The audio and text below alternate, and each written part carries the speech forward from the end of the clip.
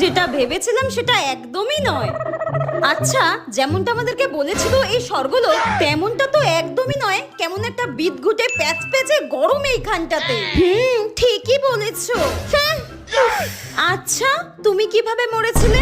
আরে, আমার বিয়ের দিন হঠাৎ আমার মনে হলো আমার বর আমাকে ঠকাচ্ছে। কারোর না কারোর সঙ্গে প্রেম অবশ্যই করছে। কার সঙ্গে যেন একটা কথা বলছিল লুকিয়ে লুকিয়ে। আমি হঠাৎ করে দরজাটা খুললাম, কাউকে দেখতে পেলাম না। আমি খাটের তলা দেখলাম, আলমারি খুলে দেখলাম, আমি সমস্ত জায়গা পাগলের মতো করে খুঁজে বেড়ালাম। কথা তো কারোর সঙ্গে একটা বলছিল, কিন্তু কোথাও খুঁজে পেলাম না।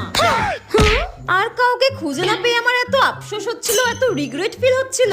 ওই আফসোস করেই আমি হার্ট ফেল করে মারা যাই। ধুর। আর তুমি কিভাবে মরেছো? হ্যাঁ, কাজ তুমি ওই ঘরের ফ্রিজটা একবার খুলে দেখতে, তাহলে আজকে আমি আর তুমি দুজনেই জীবিত থাকতাম। ওই ফ্রিজেই আমি জমে মারা গেছি। শালা শাকচুন্নি।